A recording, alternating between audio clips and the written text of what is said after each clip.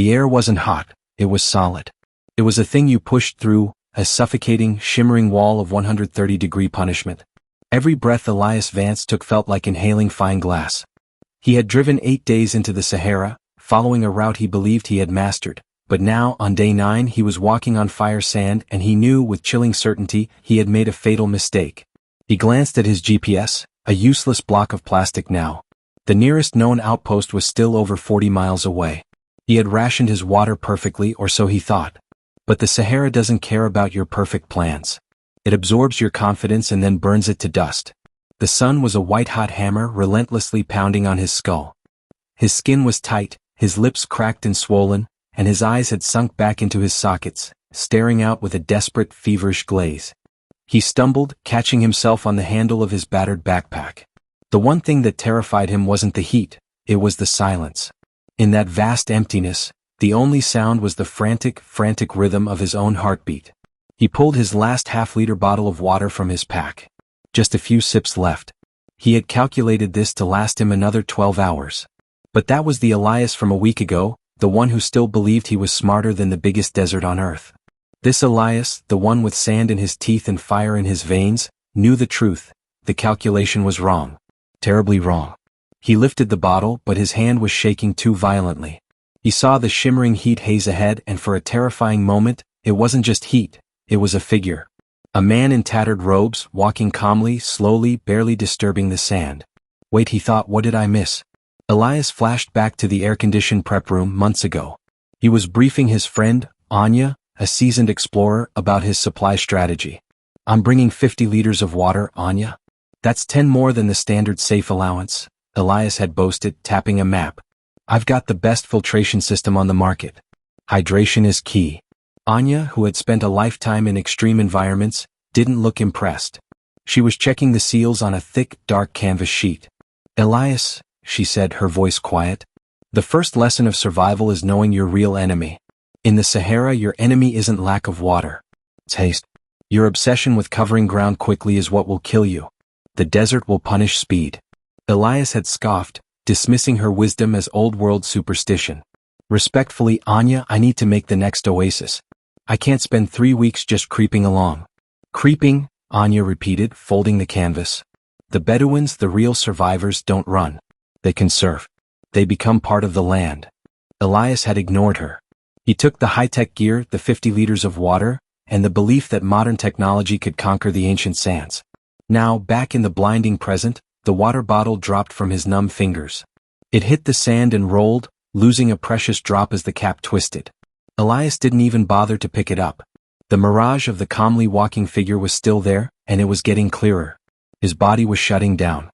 He had been pushing himself, walking for 18 hours a day, driven by the panic of his ticking water clock. He had been running from the desert. Haste will kill you. Anya's quiet voice sliced through the heat-induced fog in his mind. He was trying to beat the desert by moving fast, but every frantic step, every bead of sweat that immediately evaporated, was a victory for the Sahara. The more he panicked, the faster he walked, and the more precious water his body wasted on cooling down. The man in the mirage wasn't walking fast. He was moving with agonizing slowness. A kind of purposeful, meditative shuffle. And that's when the lesson, the one from the real survivors, hit him like a physical blow. Elias slumped to his knees. He didn't have the strength to stand anyway. But instead of giving in to despair, he used his last ounce of focus to analyze his body's betrayal. His mistake wasn't in measuring the water. It was in measuring the effort.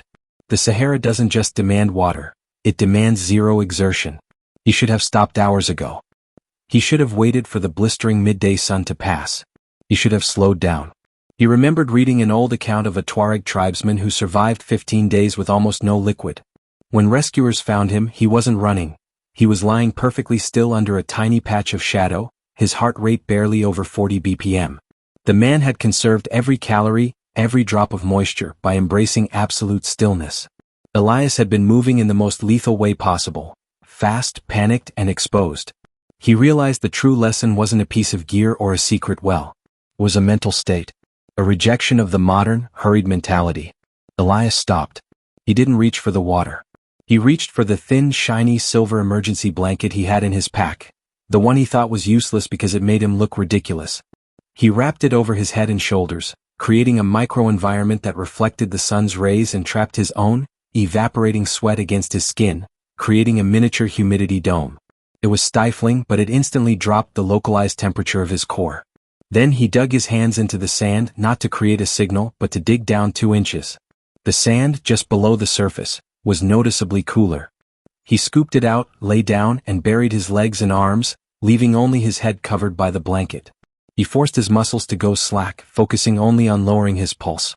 He refused to think about the 40 miles ahead. He refused to think about the missing water. He thought only of the 2 simple words Anya had used: conserve. He stayed there for 5 hours, perfectly still, letting the peak of the day pass over him.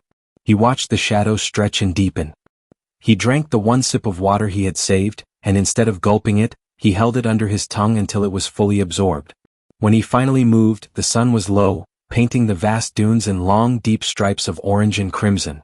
He felt weak, but the fever was gone. The frantic pounding had slowed to a manageable, steady beat. He stood and looked back along the path he'd traveled. His own tracks, so clear in the morning, were already starting to blur. He saw a faint, dark smudge on the horizon, a smudge he had missed when he was panicked and rushing. He picked up the pace, not running but walking with a slow, deliberate shuffle. He knew this pace, this creeping pace, was the only way he could reach it. He had traded speed for time, and time in the desert was the ultimate currency. The smudge grew larger, and soon, it resolved itself into an old, dilapidated radio tower, the marker for the outpost. It wasn't visible from afar, but he had conserved just enough strength to reach a vantage point where the lower sun could catch its faint shadow.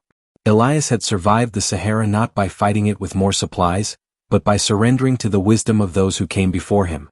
He had learned that the most critical piece of survival gear isn't metal or plastic. It's the stillness of your mind. The greatest challenges in life, whether a desert or a crisis, are defeated not by frantic action, but by patient, mindful conservation of effort. When everything is telling you to panic and rush, the true survivor chooses to slow down, to breathe, and to observe the lesson already written in the dust. Next time you face your own personal fire sand, don't run. Don't panic. Slow your heart. Conserve your energy. And remember the quiet wisdom of those who learn to creep through the impossible. If this story reminded you that the greatest strength is often found in the quietest moments, hit the like button. Subscribe for more stories that reveal the incredible strength of the human spirit in the face of nature's greatest challenges. And share this with someone who needs to be reminded to slow down and find their path.